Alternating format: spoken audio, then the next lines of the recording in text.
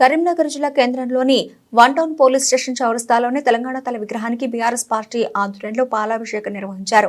కాంగ్రెస్ ప్రభుత్వం ఎంతో మంది మేధావుల సలహాలు సూచనలతో ఏర్పాటు చేసిన తెలంగాణ తల్లి విగ్రహాన్ని కాదని కాంగ్రెస్ తల్లి విగ్రహాన్ని సెక్రటేరియట్ లో ప్రతిష్ఠించడాన్ని విమర్శించారు.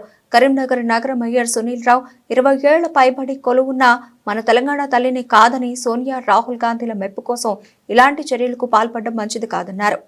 రేవంత్ రెడ్డి గారి ప్రభుత్వము నిన్న సెక్రటేరియట్ లో అచ్చుదిద్దినటువంటి తెలంగాణ తల్లి విగ్రహాన్ని 20 సంవత్సరాల కింద ప్రొఫెసర్ జయశంకర్ లాంటి మేధావులతో రూపకల్పన చేసిన విగ్రహాన్ని మార్చి ఇవాళ ఆ సెక్రటేరియట్ గేట్ ముందర సోనియా గాంధీ మెప్పించడానికి కాంగ్రెస్ తల్లి విగ్రహం లాగా రూపొందించారు. దాన్ని మేము తీవ్రంగా ఖండిస్తున్నాము.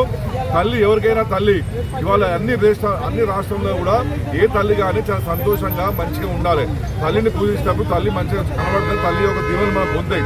ఇవాళ కేవలము రేవంత్ రెడ్డి గారి గత సంవత్సరం పాలన ఘోరంగా విఫలమైంది కాబట్టి వారి విఫలయాన్ని, వారి యొక్క నెగటివ్నెస్ ని సోనియా గాంధీ గారి దగ్గర, రాహుల్ గాంధీ దగ్గర మెప్పు పొందడానికి కోసం ఇవాళ కాంగ్రెస్ తల్లి విగ్రహము బయటనేమో రాహుల్ గాంధీ గారు విగ్రహం పెట్టుకొని ఢిల్లీ అధిష్టానం దగ్గర మంచి పేరు తెచ్చుకునే ప్రయత్నం చేస్తున్నారు.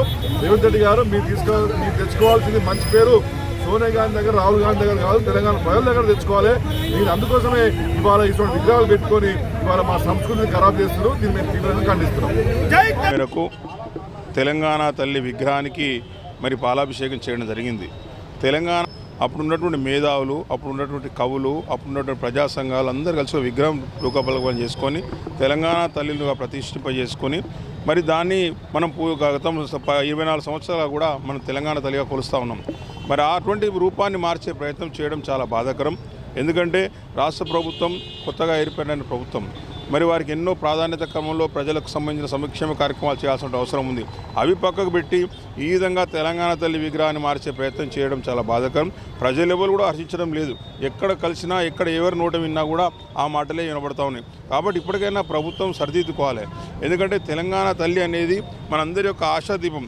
మనందరం కూడా గతంలో అందరం కూడా తెలంగాణ ఉద్యమ సమయంలో కావచ్చు మరి ఎంతో కొట్లాడి మన అన్ని పార్టీలు, అన్ని పక్షాలు, అన్ని వర్గాలు ఒకటమై తెలంగాణ సాధించుకున్నాం. ఆ సాధించుకున్న రాష్ట్రంలో గత 10 సంవత్సరాలు ఆనందంగా ఉన్నాం. ఇప్పుడు కూడా ఈ ప్రభుత్వం వచ్చినాక ప్రభుత్వం బ్రహ్మాండమైన అవకాశం ఉంది.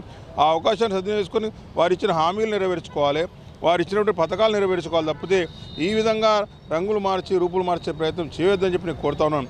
ఎంత చేసినా కూడా ప్రజల మనసులో ప్రతిష్ఠింపమైనటువంటి రూపాన్ని ఎవరు తొలగించలేరు. కాబట్టి ఇప్పటికైనా ఇటువంటి ఆలోచనలు మానుకోవాలి.